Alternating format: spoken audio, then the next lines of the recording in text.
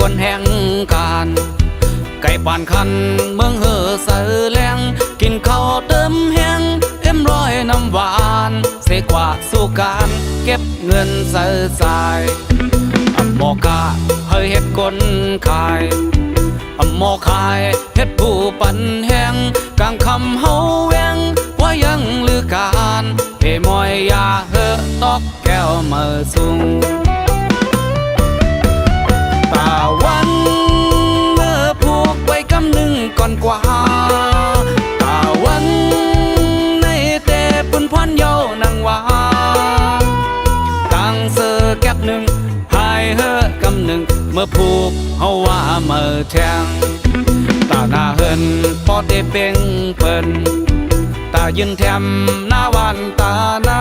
ปานลูกเฮามาพอเตกุยหันสืบสานห้อยมือหักษาน้ำใจ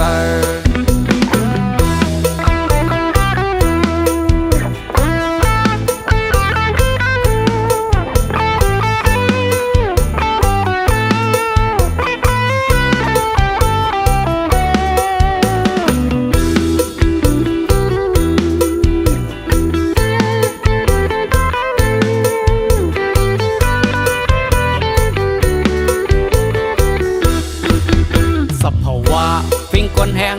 การไก่ปานคันเมืองเฮอเสือแรงกินข้าวเติมแห้งเอ็มร้อยน้ำหวานเสกว่าสู่การเก็บเงินเสือสายหมอกาเฮยเฮ็ดคนขายหมอขายเฮ็ดผู้ปันแห้งกลางคำเฮาแวงว่ายังลือการเพมอยยาเฮอตอกแก้วมาสูงวันเมื่อผูกไว้กำหนึ่งก่อนกว่าตาวันในเตปุ่นพรเยาวนางว่าตั้งเสือแก็บหนึ่งหายเฮอกำหนึ่งเมื่อผูกเฮาว่าเมื่อแทงตาหน้าเฮินพอเตเป่งเปิ้นตายืนแถมหน้าวันตาหน้าปานลูกเฮามาพอเตกุยหันสืบสานห้อยมือหักษาน้ำใจตาวันเมื่อผูกไว้กำหนึ่งก่อนกว่าตาวันในเตปุ่นพรเยาวนางว่า